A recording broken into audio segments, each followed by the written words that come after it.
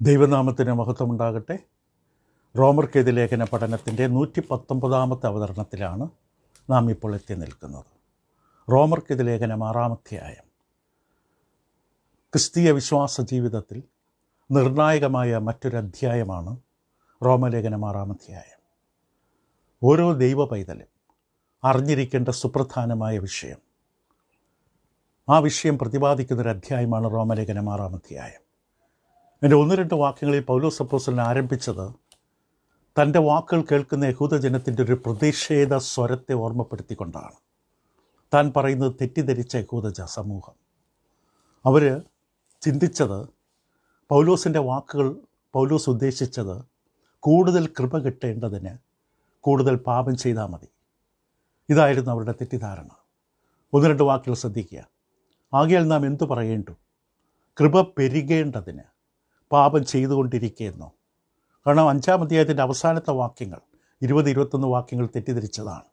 കാരണം അവിടെ പറഞ്ഞു പാപം പെരുകിയിടത്ത് കൃപ അത്യന്തം വർദ്ധിച്ചു എന്ന് പൗലോസ് പറഞ്ഞ പ്രസ്താവനയെ തെറ്റിദ്ധരിച്ചു. പാപം പെരുകിയിടത്ത് കൃപ അത്യന്തം വർദ്ധിച്ചു. അപ്പോൾ അധിക കൃപ ലഭിക്കുവാൻ അധികം പാപം ചെയ്യുന്നതാണ് ശരി, നല്ലത് എന്ന ധാരണ പൗലോസ് എന്നോട് എതിർത്തു.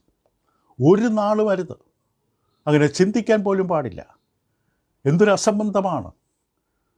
കൃപ പെരുകേണ്ടതിന് പാപം ചെയ്യുകയെന്നോ? ഒരു വിശ്വാസിയെ സംബന്ധിച്ചത് എങ്ങനെ പറയാൻ കഴിയുന്നു? പാപത്തിൽ തുടർന്നാൽ കൂടുതൽ കൃപ കിട്ടും, ദൈവം കൂടുതൽ ക്ഷമിക്കും എന്നുള്ള അബദ്ധമായൊരു ധാരണയെ പൗലോസ് ശക്തമായി എതിർത്ത് വിമർശിച്ചു. പൗലോസ് ഒരു നാളും അരുത്. എന്നിട്ട് എന്തുകൊണ്ടാണ് അതൊരിക്കലും സാധിക്കില്ല എന്ന് പറയുന്നത്? അത് വിശദീകരിക്കുകയാണ്. കാരണം പാപസംബന്ധമായി നാം മരിച്ചവരാണ്. പാപത്തോടുള്ള ബന്ധത്തിൽ നാം മരിച്ചവരാണ്. ഒരു ശവശരീരത്തിന് മുമ്പിൽ വെച്ചിരിക്കുന്ന ഇഷ്ടമുള്ള ആഹാരമോ വായിലൊഴിക്കുന്ന തേനോ ആ ശവശരീരത്തിന് അനുഭവിക്കാൻ കഴിയാത്തതുപോലെ പാപത്തോടുള്ള ബന്ധത്തിൽ നാം ജീവൻ പോയവരാണ്, മരിച്ചവരാണ്, ചത്തവരാണ്. അത് പിന്നെ തുടർന്ന് ജീവിക്കാൻ കഴിയുന്നത് എങ്ങനെ? അവിടെ ഒരു വലിയ ചോദ്യം ഉന്നയിക്കപ്പെട്ടു. പാപത്തോടുള്ള ബന്ധത്തിൽ നാം എപ്പോഴാണ്, എങ്ങനെയാണ് നാം മരിച്ചത്? പാപത്തോടുള്ള ബന്ധത്തിൽ നമ്മുടെ ബന്ധം വിച്ഛേദിക്കപ്പെട്ടത് എങ്ങനെ, എപ്പോൾ? ആ വിഷയമാണ് തുടർന്നുള്ള വാക്യങ്ങൾ അവതരിപ്പിച്ചത്. ഇപ്പോൾ പാപസംബന്ധമായി മരിച്ചവരെ നാം ഇനി അതിൽ ജീവിക്കുന്നത് എങ്ങനെ എന്ന് ചോദിച്ചതിന് ശേഷം എങ്ങനെയാണ് നാം പാപസംബന്ധമായി മരിച്ചത് അതിനെക്കുറിച്ച് തുടർന്നുള്ള വാക്യങ്ങൾ അവതരിപ്പിക്കുന്നു. അത് മറ്റൊന്നുമല്ല, പാപസംബന്ധമായി നാം മരിച്ചത്, മരിച്ച വിധം, മരിച്ച സമയം നാം ക്രിസ്തുവിനോട് ചേരുവാൻ സ്നാനം സ്വീകരിച്ചപ്പോഴാണ്. ദൈവവചനം പറഞ്ഞതാണ്. അല്ല, യേശുക്രിസ്തുവിനോട് ചേരുവാൻ സ്നാനമേറ്റവരായ നാം എല്ലാവരും അവൻ്റെ മരണത്തിൽ പങ്കാളികളാകുവാൻ സ്നാനമേറ്റിരിക്കുന്നു, നിങ്ങൾ അറിയുന്നില്ലയോ? ഇപ്പോൾ യേശുക്രിസ്തുവിനോട് ചേരുവാൻ സ്നാനമേറ്റതിലൂടെയാണ് നാം പാപസംബന്ധമായി മരിച്ചത്. ഒരു വലിയ ജീവിതത്തിൽ അവർ സ്വീകരിച്ചൊരു പ്രവൃത്തിയിലേക്ക് അവരുടെ ഓർമ്മയെ തിരിച്ചു കൊണ്ടുവരുന്നു. ഇപ്പോൾ നിങ്ങൾ ഈ പറഞ്ഞ അഭിപ്രായമുണ്ടല്ലോ, നിങ്ങൾ ആരെന്ന് മറന്നുകൊണ്ടാണ് ഈ പറഞ്ഞത്. നിങ്ങൾ അനുഭവിച്ചത്, അനുസരിച്ചത്, സ്വീകരിച്ചത് എന്താണെന്ന് ശരിക്ക് അതിൻ്റെ പ്രാധാന്യം തിരിച്ചറിയാതെ പറഞ്ഞതാണ്. സ്നാനത്തിൻ്റെ പ്രാധാന്യം മനസ്സിലാക്കിയിരുന്നെങ്കിൽ ഇങ്ങനൊരു നിലപാടെടുക്കുമായിരുന്നില്ല. യഥാർത്ഥത്തിൽ സ്നാനമേറ്റ ഒരാൾ പാപത്തിൻ്റെ വഴിയിലൂടെ വീണ്ടും വീണ്ടും ഇങ്ങനെ സഞ്ചരിക്കില്ല. സ്നാനത്തെക്കുറിച്ച് നിങ്ങൾ ശരിയായി മനസ്സിലാക്കിയിട്ടില്ല. എന്താണ് സ്നാനമെന്ന് ശരിയായി മനസ്സിലാക്കിയിട്ടുണ്ടെങ്കിൽ ഈ തരത്തിലുള്ളൊരു അഭിപ്രായം, കൃപ പെരുകേണ്ടതിന് പാപം ചെയ്തുകൊണ്ടിരിക്കുക, ജീവിതമായി സ്വഭാവമായി പാപത്തെ തുടരുക, മദ്യപാനം എന്നും മദ്യപിച്ചുകൊണ്ടിരിക്കുക, ശരിക്കും പാപസമ്മതമായി മരിച്ച ഒരാൾക്കത് പറ്റില്ല. ഒരു അബദ്ധം വല്ലപ്പോഴും ഒരു വിരുന്നിന് പോയപ്പോൾ സംഭവിച്ചിരിക്കാം. അതിനെക്കുറിച്ച് ആ വ്യക്തി ദൈവസന്നിധിയിൽ കരഞ്ഞ് നിലവിളിച്ച് മാപ്പപേക്ഷിക്കും. ഒരിക്കലും തുടരില്ല. തുടരുകയാണെങ്കിൽ അർത്ഥം ആ വ്യക്തി സ്നാനത്തെക്കുറിച്ച് പഠിച്ചിട്ടില്ല, സ്നാനത്തിൽ എന്ത് സംഭവിച്ചു എന്ന് മനസ്സിലാക്കിയിട്ടില്ല, സ്നാനത്തിൻ്റെ അനുഗ്രഹം ജീവിതത്തിൽ ലഭിച്ചിട്ടില്ല. ദൈവവചനം പറയുന്നതാണ്. നമുക്കിഷ്ടമില്ലായിരിക്കാം, ദൈവത്തിനത് പ്രശ്നമല്ല. ദൈവം വ്യക്തമായത് പാപസംബന്ധമായി മരിച്ചവരെ നാം ഇനി അതിൽ ജീവിക്കുന്നത് എങ്ങനെ? ജീവിക്കുക പറഞ്ഞാൽ ഒരു സ്വഭാവമായി തുടരുന്നത് എങ്ങനെ? ഒരു അബദ്ധം പറ്റിയതിനെക്കുറിച്ചല്ല. എന്നിട്ട് അതിനെ വിശദീകരിക്കുകയാണ്. സ്നാനം എന്ന വാക്കിൻ്റെ ഉപയോഗം, അതിൻ്റെ യവനപദം, അതിൻ്റെ അർത്ഥം, സ്നാനം വെള്ളത്തിൽ നിമജ്ജനം ചെയ്യുകയാണ്. തളിക്കുകയോ കോരി ഒഴിക്കുകയല്ല. ഇതൊക്കെ നമ്മൾ കഴിഞ്ഞ ദിവസത്തെ പഠനത്തിൽ കണ്ടു. സ്നാനമെന്ന വാക്ക് ആദിമ നൂറ്റാണ്ട് മുതൽ സ്നാനമെന്ന വാക്ക് നിമഞ്ജനം എന്ന അർത്ഥത്തിലാണ് ഉപയോഗിച്ചിരിക്കുന്നത്. ആദിമസഭയുടെ ഈ അനുസരണം വെള്ളത്തിൽ പൂർണ്ണമായി നിമഞ്ജനം അടക്കപ്പെടുന്നതിൻ്റെ പ്രതീകമാണ് എന്ന് നമ്മൾ കണ്ടു. വളരെയധികം വാദപ്രതിവാദങ്ങൾ ഉണ്ടാകുന്ന വിധത്തിൽ ഈ വിഷയത്തെ തെറ്റിദ്ധരിപ്പിക്കുവാൻ പല സമൂഹങ്ങളും ശ്രമിച്ചതായിട്ട് നമ്മൾ കണ്ടു. ഇവിടെ പൗലോസ് അപ്പോസ്തലൻ 3-ാം വാക്യം ഒരിക്കൽ കൂടെ വായിക്കട്ടെ. പലതവണ വായിച്ചു നോക്കുക. അല്ല, ഒരു തുടങ്ങി എങ്ങനെയാണ്? അല്ല, യേശുക്രിസ്തുവിനോട് ചേരുവാൻ സ്നാനമേറ്റവരെ നാം എല്ലാവരും അവൻ്റെ മരണത്തിൽ പങ്കാളികളായി തീരുവാൻ സ്നാനമേറ്റിരിക്കുന്നു എന്ന് നിങ്ങൾ അറിയുന്നില്ലേ? അപ്പോൾ നിങ്ങൾ സ്നാനപ്പെട്ടവരല്ലേ? സ്നാനം എന്തെന്ന് പഠിച്ചിട്ടല്ലേ സ്നാനപ്പെട്ടത്? ആരോ പറഞ്ഞു, അല്ലെങ്കിൽ എവിടെയോ വന്ന് കുറേ ആൾക്കാരെ വെള്ളത്തിൽ മുക്കിയപ്പോൾ നിങ്ങളും കൂടെ പോയി മുങ്ങിയതാണോ? പൗലോസ് ഇത് റോമിൽ പോയിട്ടില്ല. റോമലേഖനം 1-ാം അധ്യായത്തിൻ്റെ 13-ാം വാക്യം നമ്മൾ പഠിച്ചപ്പോൾ വ്യക്തമായി കണ്ടു. എന്നാൽ സഹോദരന്മാരെ, എനിക്ക് ശേഷം ജാതികൾ എന്ന പോലെ നിങ്ങളിലും വല്ല ഫലമുണ്ടാകേണ്ടത് നിങ്ങളുടെ അടുക്കൽ വരുവാൻ പലപ്പോഴും ഭാവിച്ചുവെങ്കിലും ഇതുവരെ മുടക്കം വന്നു നിങ്ങൾ അറിയാതിരിക്കരുത് എന്ന് ഞാൻ ആഗ്രഹിക്കുന്നു. പൗലോസ് ഇത് റോമിൽ പോയിട്ടില്ല. റോമിൽ പോയിട്ടില്ലെങ്കിലും പൗലോസ് നന്നായിട്ട് ഊഹിച്ച് മനസ്സിലാക്കി വ്യക്തമായി വിശ്വസിക്കുന്നു, റോമിലുള്ള താൻ എഴുതുന്ന ഈ കത്ത് ലഭിക്കുന്ന എല്ലാവരും സ്നാനപ്പെട്ടവരാണ്. കാരണം സ്നാനപ്പെടാത്തൊരു ക്രിസ്ത്യാനിയില്ല. സ്നാനപ്പെടാത്തൊരു ക്രിസ്തുവിൻ്റെ സഭയിൽ ഒരിക്കലും ഒരു അംഗമുണ്ടാകില്ല. സ്നാനപ്പെട്ടവരെ കർത്താവ് കൂട്ടിച്ചേർക്കുന്ന ഇടമാണ് സഭ. റോമിലുള്ള സഭയ്ക്ക് കത്ത് എഴുതുമ്പോൾ അവിടെയുള്ള എല്ലാവരും സ്നാനപ്പെട്ടവരാണെന്ന് പൗലോസിന് നല്ല നിശ്ചയമുണ്ട്. അതുകൊണ്ടാണ് ചോദിച്ചത്, നിങ്ങൾ സ്നാനപ്പെട്ടപ്പോൾ ഇങ്ങനെ യേശുക്രിസ്തുവോട് ചേരുവാനാണ് സ്നാനപ്പെട്ടത് നിങ്ങൾക്കറിയില്ലേ? പിന്നെ എന്തിനാണ് സ്നാനപ്പെട്ടത്? അപ്പോൾ വ്യക്തമായിട്ട് പൗലോസ് പറയുന്നു, സ്നാനം എന്നുള്ളത് അന്നത്തെ പൊതുവായിട്ട് ക്രിസ്തുവിനെ വിശ്വസിക്കുന്ന എല്ലാവരും അനുസരിച്ച ഒരു അനുസരണമായിരുന്നു. ഇങ്ങനെ പൗലോസിൻ്റെ ഇവിടെയും മറ്റു വേലഭാഗങ്ങളും പരിശോധിക്കുമ്പോൾ വ്യക്തമായി സ്നാനമെന്ന് പറയുന്നത് വേണമെങ്കിൽ ഇഷ്ടമുണ്ടെങ്കിൽ മാത്രം സ്വീകരിക്കേണ്ട ഒരു കാര്യമെന്ന നിലയിലല്ല. കർത്താവ് യേശുവിനെ വിശ്വസിച്ച് രക്ഷ പ്രാപിച്ചിട്ട് പിന്നെ സൗകര്യവും സമയവും നോക്കി പിന്നെ സ്വീകരിക്കേണ്ട ഒരു കടമയായിട്ടല്ല സ്നാനം. എന്നാൽ സ്നാനപ്പെടാതെ ഒരുവൻ ക്രിസ്ത്യാനിയായിട്ട് ഉണ്ടാകില്ല. 1-ാം നൂറ്റാണ്ടിൽ സ്നാനപ്പെടാത്ത ക്രിസ്ത്യാനി എന്ന പ്രയോഗമില്ല. ക്രിസ്ത്യാനി എന്നാൽ ആ വാക്കിൻ്റെ അർത്ഥം സ്നാനമേറ്റ വ്യക്തിയാണ്. കാരണം ക്രിസ്തുവിലേക്ക് വരുവാൻ സ്നാനം ആവശ്യമാണ്. ക്രിസ്തുവിനോട് ചേരുവാൻ സ്നാനം, ക്രിസ്തുവിനോട് ചേരുവാൻ സ്നാനം പെടണം.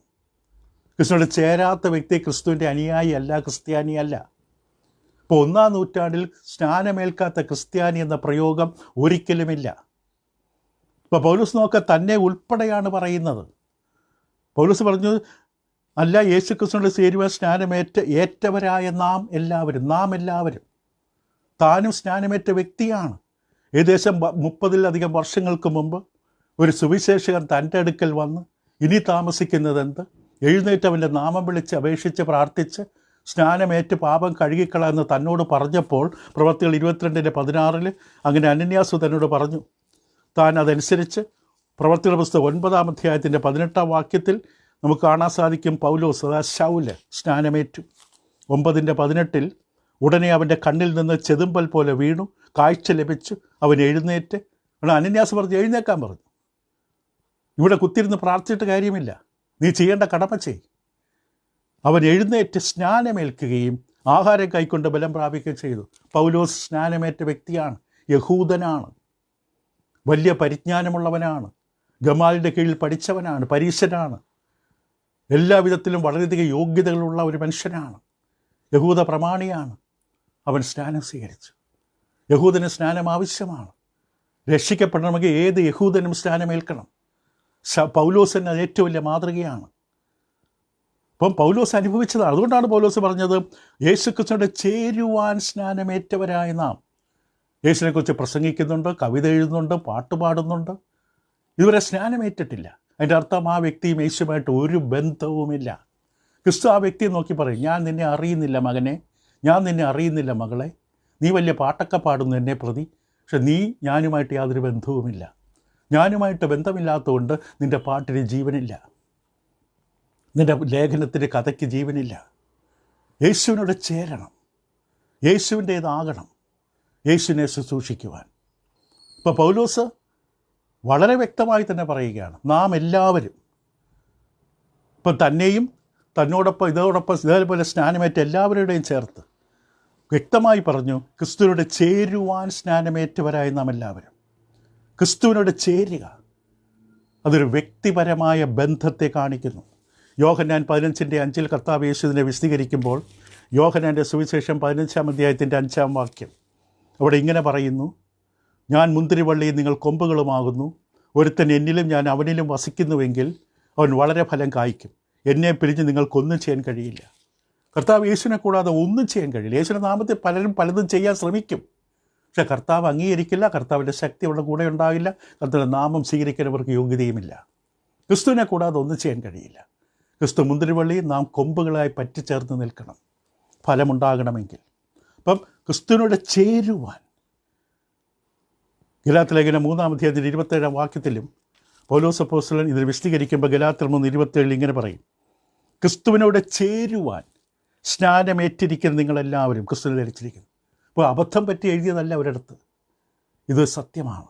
ക്രിസ്തുവിനോട് ചേരണമെങ്കിൽ സ്നാനം സ്വീകരിക്കണം.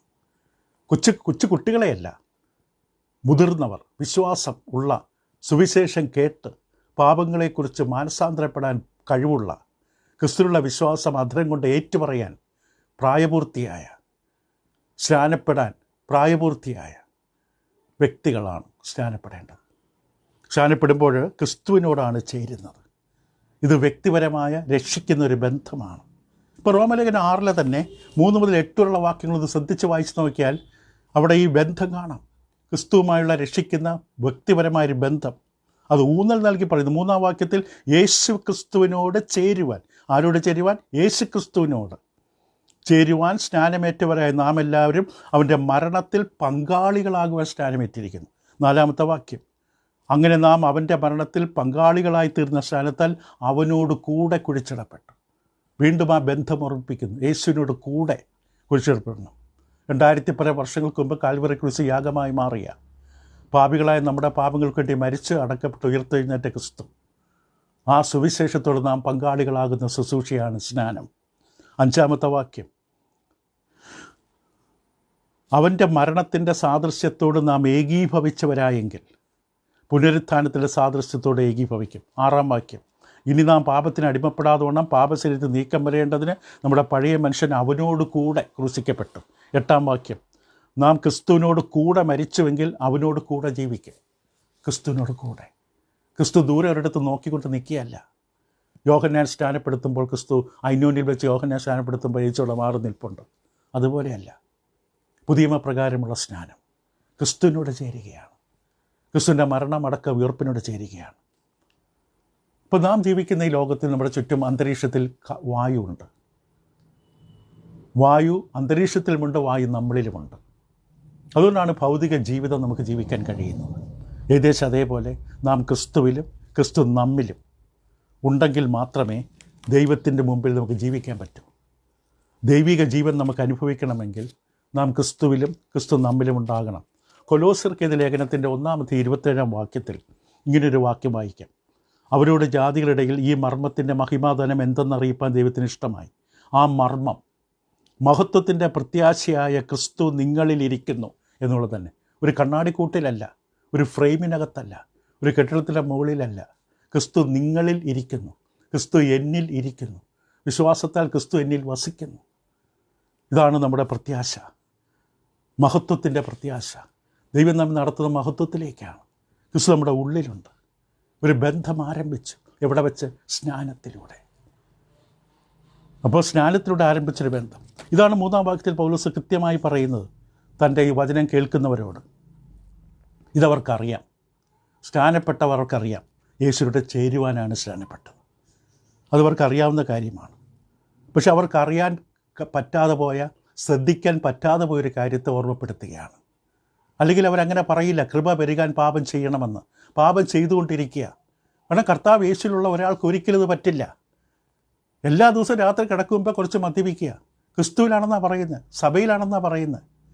എല്ലാ ദിവസവും മദ്യപിക്കണം, എല്ലാ ദിവസവും പുകവലിക്കണം, എല്ലാ ദിവസവും എന്തെങ്കിലും അശ്ലീല സാഹിത്യം വായിക്കണം, കാണണം. എന്നിട്ട് പറയും ഞാൻ ക്രിസ്തുവിലാണ്. അസംബന്ധമാണത്, എന്തോ പാപമാണത്. അപ്പോൾ നിങ്ങൾക്കറിയില്ലേ യേശു ക്രിസ്തുവിനോട് ചേരുവാൻ സ്നാനമേറ്റവരായ നാം എല്ലാവരും അവൻ്റെ മരണത്തിൽ പങ്കാളികളാകുവാൻ സ്നാനമേറ്റിരിക്കുന്ന നിങ്ങൾ അറിയുന്നില്ലയോ? എന്നിട്ട് അവർ അറിയാതെ പോയൊരു കാര്യമാണ് അവസാന ഭാഗത്ത് പറഞ്ഞത്. സ്നാനപ്പെട്ടോന്ന് അവർക്കറിയാം, പക്ഷേ ക്രിസ്തുവിൻ്റെ മരണത്തോട് പങ്കാളിയാകുവാനാണ് സ്നാനപ്പെട്ടതെന്ന് അവർ ഓർത്തില്ല. യേശുവിൻ്റെ മരണത്തിലെ പങ്കാളിയാകുകയാണ്. ഇതാണ് നമ്മുടെ ചോദ്യത്തിൻ്റെ ഉത്തരം. എപ്പോൾ, എങ്ങനെ, ഹൗ ആൻഡ് വെൻ. എങ്ങനെ, എപ്പോൾ? പാപസമ്മതമായി നാം മരിച്ചു, പാപത്തുള്ള ബന്ധത്തിൽ നാം മരിച്ചു. അതിനുള്ള ഉത്തരമാണ് പറയുന്നത് ക്രിസ്തുവിനോട് ചേരുവാൻ സ്നാനപ്പെട്ടപ്പോൾ. ക്രിസ്തുവിനോട് ചേരുവാൻ സ്നാനപ്പെട്ടപ്പോഴാണ് പാപസംബന്ധമായി നാം മരിച്ചത്. ക്രിസ്തുവിൻ്റെ മരണത്തിലും മരണത്തിൻ്റെ നേട്ടത്തിലും. മരണത്തിൽ പങ്കാളിയാകുമെന്ന് പറഞ്ഞാൽ ക്രിസ്തുവിൻ്റെ മരണത്തിലൂടെ ക്രിസ്തു നൽകിത്തന്ന സകല അനുഗ്രഹങ്ങൾക്കും നേട്ടങ്ങൾക്കും ഞാനും പങ്കാളിയാണ് ക്രിസ്തുവിനോട് ചേരുമ്പോൾ. ക്രിസ്തുവിൻ്റെ മരണത്തിലാണ് സാത്താൻ്റെ തല തകർത്തത്. ക്രിസ്തുവിൻ്റെ മരണത്തിലാണ് ബന്ധനം അഴിഞ്ഞത്. ക്രിസ്തുവിൻ്റെ മരണത്തിലാണ് പ്രമാണത്തിൽ നിന്ന് സ്വതന്ത്രമായത്.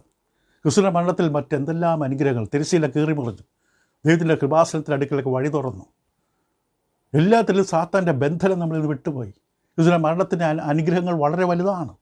1 കൊരിന്ത്യർ 15-ാം അധ്യായത്തിൽ സുവിശേഷത്തെക്കുറിച്ച് പൗലോസ് പറയുമ്പോൾ 1 കൊരിന്ത്യർ 15-ാം അധ്യായം ആദ്യത്തെ 4 വാക്യങ്ങൾ. എന്നാൽ സഹോദരന്മാരെ, ഞാൻ നിങ്ങളോട് സുവിശേഷിച്ചതും നിങ്ങൾക്ക് ലഭിച്ചതും നിങ്ങൾക്ക് നിൽക്കുന്നതും നിങ്ങൾ വിശ്വസിച്ചതും വൃഥാവില്ലെന്ന് വരികിൽ നിങ്ങൾ രക്ഷിക്കപ്പെടുന്നതുമായ സുവിശേഷം നിങ്ങൾ പിടിച്ചുകൊണ്ടാൽ ഞാൻ ഇന്നവിധം നിങ്ങളോട് സുവിശേഷിച്ചിരിക്കുന്നുവെന്ന് നിങ്ങൾ ഓർപ്പിക്കുന്നു. ക്രിസ്തു നമ്മുടെ പാപങ്ങൾക്ക് വേണ്ടി തിരുവെഴുത്ത് പ്രകാരം മരിച്ച് അടക്കപ്പെട്ട് തിരുവെഴുത്തിൽ പ്രകാരം 3-ാം നാൾ ഉയർത്തെഴുന്നേറ്റു. തിരുവെഴുത്ത് പ്രകാരം കർത്താവ് യേശുവിൻ്റെ ജീവിതത്തിലെ എല്ലാ കാര്യങ്ങളും തിരുവെഴുത്ത് പറഞ്ഞതുപോലെയായിരുന്നു. തിരുവെഴുത്തുകൾ പ്രകാരം മരിച്ചു അടക്കപ്പെട്ടു 3-ാം നാൾ ഉയർത്തെഴുന്നേറ്റു. ഇതാണ് സുവിശേഷം. പൗലോസ് അപ്പോസ്തലൻ കൊരിന്ത് സഭയ്ക്ക് അവിടെയുള്ള ജനങ്ങൾക്ക് കൊടുത്തതും അവർക്ക് ലഭിച്ചതും അവർ നിൽക്കുന്നതും അവർ രക്ഷിക്കപ്പെടുന്നതും അവർ പിടിക്കുന്നതുമായ സുവിശേഷം ഇതാണ്. ക്രിസ്തുവിൻ്റെ മരണം, അടക്കം, ഉയർപ്പ്. റോമലേഖനം 6-ൽ പൗലോസ് അതിൻ്റെ പ്രാധാന്യം കാണിച്ചു തരുന്നു. സ്നാനത്തിൽ ഈ സുവിശേഷത്തോട് നാം ബന്ധപ്പെടുകയാണ്. സുവിശേഷം നാം അനുസരിക്കുകയാണ്. സുവിശേഷത്തിലെ 3 ഘടകങ്ങൾ, മരണം, അടക്കം, ഉയർപ്പ് എന്ന 3 ഘടകങ്ങൾ, അവിസ്മരണീയമായ 3 സംഭവങ്ങൾ നമ്മുടെ ജീവിതത്തിൻ്റെ പങ്കാളികളാകുന്നു. നാം അതിനോട് പങ്കാളികളാകുന്നു. ആദ്യം ക്രിസ്തുവിൻ്റെ മരണത്തോട് പങ്കാളിയാകുന്നു. പറഞ്ഞു നിർത്തട്ടെ, കൂടുതൽ വ്യക്തമായി ചിന്തിക്കേണ്ട കാര്യങ്ങളാണ്. ആദ്യമായി സ്നാനത്തിൽ നാം ക്രിസ്തുവിൻ്റെ മരണത്തോട് പങ്കാളിയാകുന്നു. നാം പാപത്തിൽ മരിച്ചവരാണ്. എഫേസ്യ ലേഖനം 2-ാം അധ്യായത്തിൻ്റെ 1-ാം വാക്യത്തിൽ പൗലോസ് അപ്പോസ്തലൻ എഫെസോസിലുള്ള വിശ്വാസികളോട് പറയുമ്പോൾ വളരെ വ്യക്തമായി പറഞ്ഞു, അതിക്രമങ്ങളാലും പാപങ്ങളാലും മരിച്ചവരായിരുന്ന നിങ്ങൾ ക്രിസ്തുവിലേക്ക് വരുന്നതിന് മുമ്പ് നാം എല്ലാവരും ആത്മീകമായി മരിച്ചു കിടക്കുന്നവരാണ്. മരിച്ചവരാണ്, ആത്മീയമായി ജീവനില്ലാത്തവരാണ്.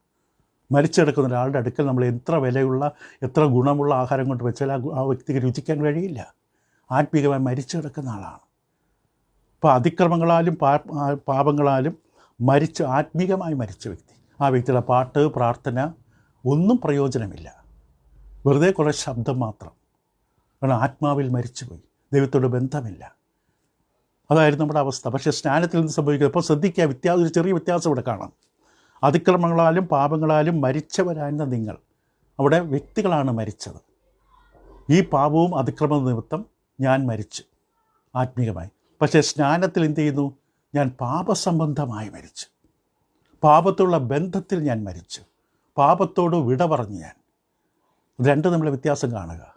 അപ്പം റോമലേഖനം 6:6 പൗലോസ് ഇത് ഓർമ്മിപ്പിക്കുന്നത്, നാം ഇനി പാപത്തിന് അടിമപ്പെടാതെ വണ്ണം പാപശരീരത്തിൽ നീക്കം വരേണ്ടതിന് നമ്മുടെ പഴയ മനുഷ്യൻ അവനോടുകൂടെ ക്രൂശിക്കപ്പെട്ടു എന്ന് നാം അറിയുന്നു. സ്നാനപ്പെടുമ്പോൾ നന്നായി പഠിച്ചിട്ട് മാത്രമേ സ്നാനമെടുക്കാവുള്ളൂ. സ്നാനത്തെക്കുറിച്ച് വ്യക്തമായി ആർക്കും അറിയാൻ പറ്റില്ല, ആർക്കും പഠിപ്പിക്കാനും അറിയില്ല. സ്നാനത്തെക്കുറിച്ച് അടിസ്ഥാനപരമായി അറിഞ്ഞിരിക്കേണ്ട കാര്യങ്ങൾ അറിഞ്ഞിട്ട് മാത്രം ആ ഉത്തരവാദിത്വം ഏറ്റെടുക്കണം, തീരുമാനമെടുക്കണം. അപ്പം ഇനി നാം പാപത്തിന് അടിമപ്പെടാതെ വണ്ണം, പാപത്തിന് അടിമയാകില്ല സ്നാനപ്പെട്ട ഒരാൾ, എന്നും തുടരില്ല പാപം, ശരിക്കും സ്നാനപ്പെട്ട ഒരാൾ പാപത്തിന് അടിമപ്പെടാതെ വണ്ണം പാപശരീരത്തിന്, പാപത്തോട് ചായ്വ് ഉണ്ടാകുന്ന ആ ശരീരത്തിൽ നിന്ന് രക്ഷ പ്രാപിച്ച വ്യക്തിയാണ്. പാപത്തിന് അടിമപ്പെടാതെ വണ്ണം പാപശരീരത്തിൽ നീക്കം വരേണ്ടതിന് പഴയ മനുഷ്യൻ അവനോടുകൂടെ ക്രൂശിക്കപ്പെട്ടു. അങ്ങനെ ക്രൂശിക്കപ്പെട്ട ഒരാളുടെ സ്വഭാവമായി വീണ്ടും പാപത്തിൽ തുടരില്ല. അബദ്ധം പറ്റാം, വല്ലപ്പോഴും ഒരിക്കലും അബദ്ധം പറ്റാം, ഉടൻ തന്നെ അത് തിരുത്തും, അബദ്ധങ്ങൾ തിരുത്തും, മനഃപൂർവ്വം ചെയ്ത് തിരുത്തില്ല, അതിനെ ന്യായീകരിക്കും, അതിന് കിടന്ന് ഉരുണ്ട് കളിക്കും, മറ്റുള്ളവരുടെ മേൽ പഴി പറയും, മറ്റുള്ളവരൊക്കെ അങ്ങനെയാണല്ലോ എന്ന് പറയും. അത് പാപത്തെ ന്യായീകരിക്കാനുള്ള ശ്രമമാണ്. ആ വ്യക്തി ശരിക്കും ഇപ്പോഴും മനസ്സിലായിട്ടില്ല പഴയ മനുഷ്യനും പുതിയ മനുഷ്യനും. ഇപ്പോൾ ഇവിടെ വ്യക്തമായി കാണാൻ സാധിക്കും, പഴയ മനുഷ്യൻ ക്രിസ്തുവിനോട് ക്രൂശിക്കപ്പെട്ടു, ക്രിസ്തു മരിച്ചു, ക്രിസ്തു അടക്കപ്പെട്ടു. ആ ഒരു അനുഭവം, ആ ഒരു ശുശ്രൂഷയെ പൗലോസ് ഇവിടെ ഉപയോഗിക്കുകയാണ്. അതാണ് ഇവിടെ പൗലോസ് പറയുന്ന 4-ാമത്തെ വാക്യം, റോമർ 4. അങ്ങനെ നാം അവൻ്റെ മരണത്തിൽ പങ്കാളികളായി തീർന്ന സ്നാനത്തിൽ എന്ത് ചെയ്തു? അവനോട് കൂടെ കുഴിച്ചിടപ്പെട്ടു. അവിടെ തീർന്നില്ല. ക്രിസ്തു മരിച്ചിട്ട് പിതാവിൻ്റെ മഹിമയെ ജീവിച്ചെഴുന്നേറ്റതുപോലെ നാമും ജീവൻ്റെ പുതുക്കത്തിൽ നടക്കേണ്ടത് തന്നെ. ഇപ്പം മരണമടക്കം ഉയർപ്പ് നമ്മുടെ ജീവിതത്തിൽ വാസ്തവമായി മാറുകയാണ്. ഇപ്പോൾ സ്നാനപ്പെടുന്ന വ്യക്തി ക്രിസ്തുവിനോടുകൂടി വെള്ളത്തിൽ നിമഞ്ജനം ചെയ്യപ്പെടുന്നു, വെള്ളത്തിൽ പൂർണ്ണമായി നിമഞ്ജനം ചെയ്യുന്നു. വെള്ളം തളിച്ചാലോ കോരി ഒഴിച്ചാലോ അടക്കമാകില്ല. അതുകൊണ്ട് തളിക്കുന്നതും കോരി ഒഴിക്കുന്നതും വചനപ്രകാരം സ്നാനമെന്ന ശുശ്രൂഷയുടെ അർത്ഥവുമായി ബന്ധമില്ല. സ്നാനമടക്കമാണ്. അപ്പോൾ നാം സ്നാനപ്പെടുമ്പോൾ വെള്ളത്തിൽ അടക്കപ്പെടുകയാണ്. അതായത് നമ്മുടെ പഴയ മനുഷ്യനെ ക്രൂശിക്കുകയാണ്, ക്രൂശിച്ച് അടക്കുകയാണ്. ആ പ്രക്രിയ പൂർണ്ണമാവുകയാണ്. അടക്കി, മരിച്ചു കഴിഞ്ഞ് ആ വ്യക്തിയെ അടക്കി. 2 ദിവസം 3 ദിവസം കഴിഞ്ഞ് മോർച്ചറി വെച്ചിട്ടാണെങ്കിലും അടക്കും. പഴയ മനുഷ്യനെ അടക്കി. ഇനി പഴയ മനുഷ്യനെ എഴുന്നേറ്റ് വരാൻ പറ്റില്ല. ആ പഴയ മനുഷ്യൻ്റെ അടിമയല്ല. പലരും ശരീരം നനഞ്ഞിട്ടുണ്ടാകാം, പക്ഷേ ഇതേപോലെ ക്രിസ്തുവിൻ്റെ മരണത്തിൽ പങ്കാളിയായിട്ടില്ല. ക്രിസ്തുവിൻ്റെ മരണത്തിൽ പങ്കാളി, ക്രിസ്തുവിൻ്റെ മരണത്തിലെ നേട്ടങ്ങളും അനുഗ്രഹങ്ങളും നമുക്ക് വേണ്ടി ക്രിസ്തു നൽകി തരും. അതിന് ക്രിസ്തുവിനോടുകൂടി ശരിയായ തരത്തിൽ അനുസരണത്തോടുകൂടി നാം സ്നാനപ്പെടണം. ശരിയായിട്ടുള്ള ഒരു സ്നാനമേ ഉള്ളൂ. ആ സ്നാനം എടുക്കണം, ശരിക്കും മനസ്സിലാക്കിയെടുക്കണം. അത് വീണ്ടും പിന്നെ ചെയ്യേണ്ട സ്നാനപ്പെടേണ്ട കാര്യമില്ല. ഇതിനെക്കുറിച്ച് കൂടുതലായിട്ട് അടുത്ത ദിവസം ബാക്കി കാര്യങ്ങൾ ചിന്തിക്കാം. വളരെ ശ്രദ്ധിച്ച് പഠിക്കുക. ഇതറിയാത്ത അനേകരുണ്ട്, അവരോട് പറഞ്ഞു കൊടുക്കുക. സ്നാനത്തെ തെറ്റിദ്ധരിച്ചവരുണ്ട്, ശരിക്കും സ്നാനത്തിൻ്റെ അർത്ഥം അറിയാതെ മുങ്ങിയവരുണ്ട് വെള്ളത്തിൽ, പക്ഷേ ജീവിക്കാൻ പറ്റുന്നില്ല. കാരണം പഴയ മനുഷ്യൻ ഇപ്പോഴും മുന്നിൽ നിൽക്കുകയാണ്. എന്തുകൊണ്ട്?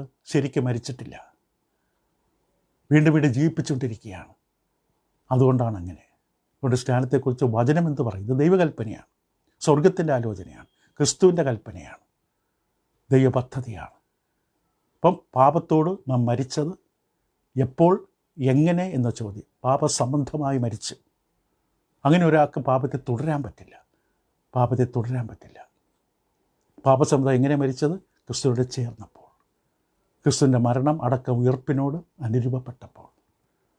അതിൽ കൂടുതൽ ആഴങ്ങളിലേക്ക് നമുക്ക് അടുത്ത ദിവസങ്ങളിൽ ചിന്തിക്കാം. ദൈവം നിങ്ങളെ അനുഗ്രഹിക്കട്ടെ. Thank you.